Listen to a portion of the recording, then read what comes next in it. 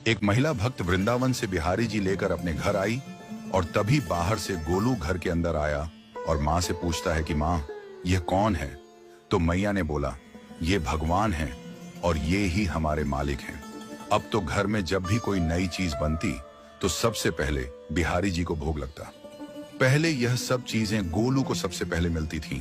इससे गोलू बहुत चिढ़ने लगा और मन ही मन ठाकुर जी को कोसने लगा।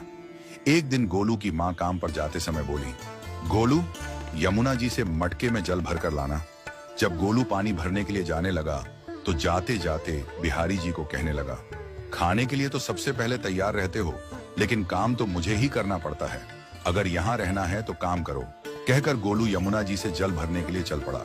गोलू जब यमुना जी में जल भरने लगा तो उसने देखा कि यमुना जी के अंदर बिहारी जी विराजमान है और कह रहे हैं, ला गोलू, घड़ा हम भर देते हैं।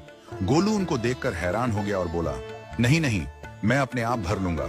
लेकिन ठाकुर जी ने उसके हाथ से घड़ा ले लिया और भरकर घर ले आए।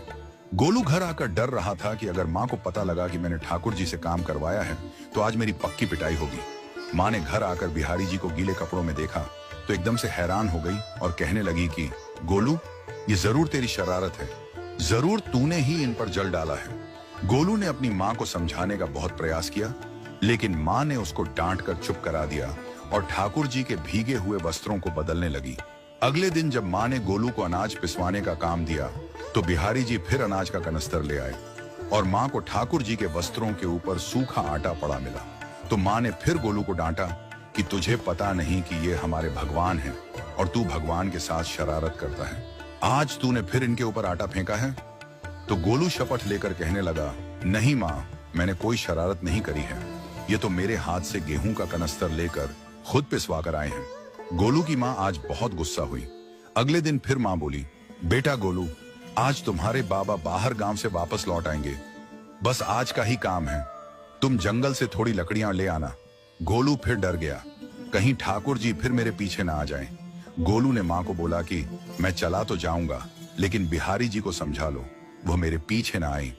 उसकी माँ हंसकर बोली, हाँ हाँ समझा दूंगी, तुम जाओ तो सही। गोलू जल्दी जल्दी लकड़ियां लेने जंगल में चला गया और माँ काम पर चली गई। लेकिन उस दिन माँ काम से जल्दी वापस आ गई और देखा बिहारी जी अपनी चौकी पर विराजमान नहीं है। वह तो एकदम से घबरा गई कि कहीं गोलू की शरारत तो नहीं। वह भागी भागी जंगल की तरफ गई। तभी उसने देखा कि गोलू के साथ एक इंसान लकड़ियों को लेकर घर आ रहा है। गोलू की माँ यह देखकर हैरान हो गई कि यह तो बिहारी जी हैं। ये क्या हमारे भगवान हमारा काम कर रहे हैं? इसका अर्थ गोलू ठीक कह रहा था। वह जल्दी जल्दी भागकर ठाकुर जी के पास गई और लकड़ियां उनके हाथ से लेते हुए उनके चरणों में गिरकर रोती हुई बोली, हे बिहारी जी, ये आप क्या कर रहे हो? मुंह गरीब का काम क्यों कर रहे हो? ठाकुर जी मुस्कुराते हुए बोले, हमें तो तेरे बेटे पर बहुत प्यार आता है। सब लोग हमें भगवान समझते हैं, लेकिन एक तेरा बेटा ही था जो हमको अपना मानता था। अपना मानकर वो हमें डांट भी देता था, हमारे साथ गुस्सा भी करता था, और जो हमें एक बार अपना मान लेता है तो हम उसके मान के लिए उसके ही हो जाते हैं।